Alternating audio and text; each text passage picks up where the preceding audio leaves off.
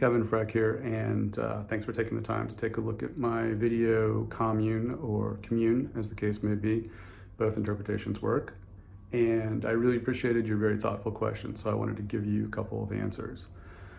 The first question about how you notice the notification sounds and coming out of the phones in the video, and it made you very aware of the sounds of your own devices. And was that intentional? Was it supposed to be sort of a meta thing? And I don't know if it's meta exactly, but it's intentional for sure. We turned up the sound on the devices when we were recording the video. The mic is actually in very close, so that you not only hear the sounds of the phones, but the breathing, the rustle of the clothing, the typing, the clicking of their fingers on the keyboards. That's all very intentional.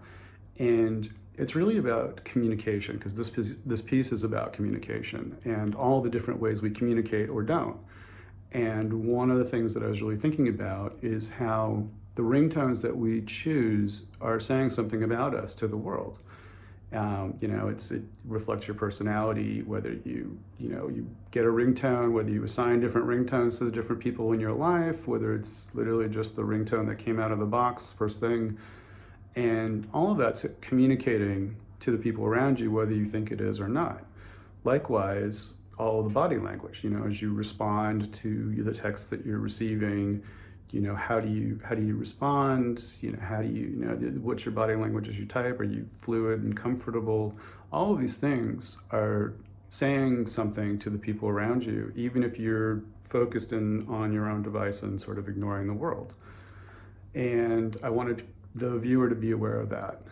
To your second question about sort of connectivity and disconnectivity and how has that changed in the era of COVID? Well, it definitely has changed. And I think that's good, actually. I think, the best works of art are able to sort of transcend the moment in time that they're created.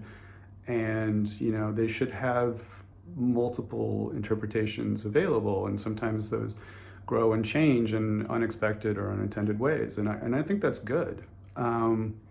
So when I first came up with this piece, it was really me on the New York City subway and thinking about, all of the people in one car, same time, same place, everybody's going in the same direction at that point, and yet nobody's really sort of directly interacting with each other. Everyone's sort of, connecting with others out there in the world. And, the sort of the grid pattern in the video was meant to sort of reflect that sort of the rows that we are sitting in the subway and the sort of the non-space that everybody's sort of occupying at that point. And little did I know, a year later, COVID, it kind of looks like a Zoom call now. And I thought that was really interesting that, we now are in this sort of connection where we can't even go into the world sometimes. We're not allowed outside, but we can connect with everyone else remotely on Zoom.